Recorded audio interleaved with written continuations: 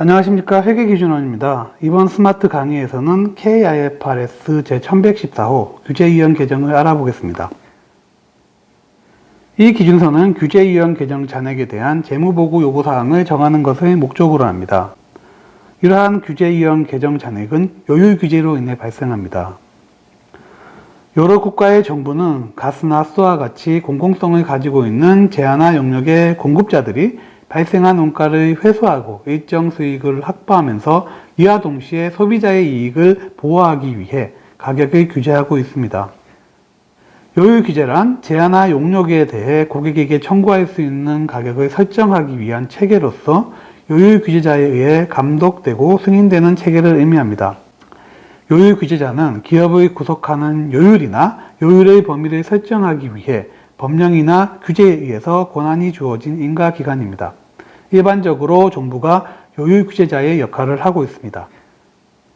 규제위원 개정 잔액이란 다른 기준서를 적용하면 자산이나 부채로 인식될 수 있는 비용이나 수익이지만 고객에게 청구할 수 있는 요율을 설정할 때 요율 규제자에 의해 포함되거나 포함될 것으로 예상되어 이원 조건을 갖춘 비용 또는 수익 계정의 잔액입니다. 일부 국가에서는 IFRS를 도입하기 전에 적용한 회계 기준에서 이러한 규제위원 개정 차변 잔액을 자산으로, 규제위원 개정 대변 잔액을 부채로 인식하는 것을 허용하고 이를 규제자산과 규제부채라는 명칭으로 사용하였습니다. 그러나 이러한 규제자산과 규제부채가 KIFRS의 개념체계상 자산과 부채의 정의를 충족하는지에 대해서는 논란이 존재합니다. 이에 따라 국제회계기준위원회는 현재 새로운 기준서를 제정하기 위한 프로젝트를 진행 중이며 KIFRS 제1114호는 임시기준서이므로 새로운 기준서가 제정되면 이로 대체될 것입니다. 한편 현재 국내에서 이 기준서를 적용하고 있는 기업은 없습니다. 따라서 이 기준서가 국내에 미치는 영향도 없습니다. 이 기준서는 요율 규제 활동을 수행하는 IFRS 최초 채택 기업이 과거의 회계 기준에 따라 자신의 재무제표에 규제위원 개정 잔액을 인식하였고 이 기준서의 요구사항을 적용하기로 선택한 경우에만 적용합니다. 여기서 과거의 회계 기준이란 IFRS를 채택하기 전에 사용하였던 기준서를 의미합니다. 이러한 적용 요건 때문에 이 기준서는 다른 KIFRS 기준서와 비교하여 제한된 적용 범위를 가지고 있습니다. 우리나라의 경우 KIFRS 도입 전에도 요율 규제 활동에 대한 회계 기준 자체가 없었으므로 이 기준서의 적용 요건을 충족하는 기업은 없습니다. 따라서 앞서 설명드린 바와 같이 이 기준서가 국내에 미치는 영향도 없습니다. 다음 사례를 통해 규제위원 개정 잔액의 개념을 살펴보도록 하겠습니다. 회사는 요율 규제 활동을 수행하고 있습니다. 그리고 회사가 21년도에 고객에게 제공한 제하와 용역에 청구하는 요율은 30원입니다. 21년 초에 이러한 제하와 용역의 원가는 30원으로 예상되었으며 이에 근거하여 요율을 설정하고 고객으로부터 30원을 회수하였습니다. 즉 마진을 0%로 가정하면 원가 보상에 근거한 요율은 30원입니다. 그러나 21년에 실제로 발생한 원가는 36원이었으며 이로 인한 요율 차이 6원은 22년도에 회수되도록 규제 협약에서 약정하고 있습니다. 22년도 초 예상 원가와 22년도에 실제로 발생한 원가는 30원으로 동일하다고 가정합니다. 회계 처리를 살펴보면 21년에 회사는 실제 발생한 비용 36원을 인식합니다. 이러한 비용 중 30원은 기초에 예상한 금액이며 6원은 추가로 발생한 비용입니다. 그리고 회사는 고객에게 회수한 30원의 수익으로 인식하고 추가적으로 22년도에 회수될 것으로 예상되는 요율 차이 6원을 추가로 수익으로 인식하며 동일한 금액의 규제위원 개정을 차변에 인식합니다. 22년의 회계 처리를 살펴보면 실제 발생한 비용 30원을 인식하였으며 이는 22년 초에 예상한 금액과 동일합니다.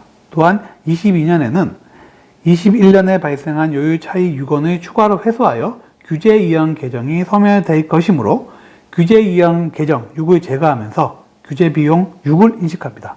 그리고 고객으로부터 회수한 36원을 수익으로 인식합니다.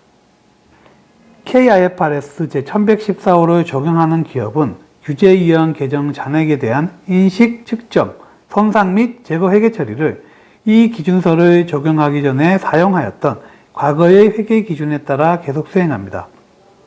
이는 거래에 적용할 수 없는 구체적인 회계 기준이 없는 경우 다른 KIFRS 기준서나 개념체계를 적용하도록 하는 제1008호 회계정책, 회계추정의 변경 및 오류의 문단 11에 대한 예외사항입니다.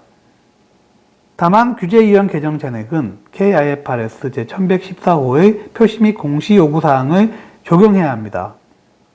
이에 따르면 규제이행 계정 잔액을 재무상태표와 손익계산서에 구분 표시하며 요율규제의 특성, 관련 위험 및 요율규제의 영향을 공시하여야 합니다. 재무상태표에서 규제이행 계정 잔액은 다음과 같이 구분 표시합니다. 자산총계는 규제이행 계정 잔액을 표시하기 전의 중간합계에 해당합니다. 이는 다른 기준서에 따라 표시하는 자산의 합계입니다.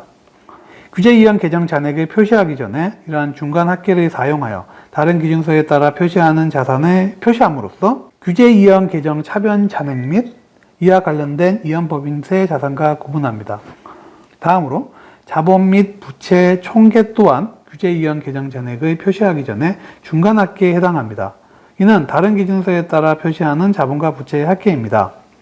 여기서도 규제이행 계정 잔액을 표시하기 전에 이러한 중간합계를 사용하여 다른 기준서에 따라 표시하는 자본과 부채를 표시함으로써 규제이행 계정 대변 잔액과 구분합니다. 다음으로 포괄손익계산서의 사례입니다. 취득금액처럼 단기손익에 반영되지 않는 변동을 제외하고 보고기간 동안의 모든 규제이행 계정 잔액의 순변동을 포괄손익계산서의 단기손익 부분의 별도 항목으로 표시합니다. 다른 기준서에 따라 표시되는 수익과 비용은 중간합계를 사용하여 규제이행 계정 잔액의 순변동 앞에 표시함으로써 이러한 별도 항목과 구분합니다. 한편 보고기간에 기타 포괄손익으로 인식된 항목과 관련된 모든 규제이행 계정 잔액의 순변동의 경우 단기손익 부분이 아니라 포괄손익 계산서의 기타 포괄손익 부분에 표시합니다. 이 규준서를 적용하는 기업은 이용자가 제한화 용역 제공의 대가로 고객에게 청구할 수 있는 가격을 설정하는 요율 규제의 특성 및 이와 관련된 이연과 기업의 재무상태, 재무성과 및 현금 흐름에 대한 요율 규제의 영향을 평가할 수 있도록 정보를 공시합니다.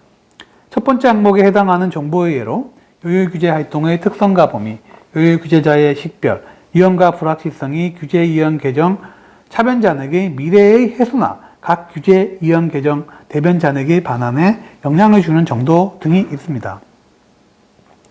두 번째 항목에 해당하는 정보의 예로 기초와 기말 장부 금액의 차이 조정 내역 등이 있습니다. 이상으로 KIFRS 제1114호 규제이행 계정에 관한 스마트 강의를 마치도록 하겠습니다. 감사합니다.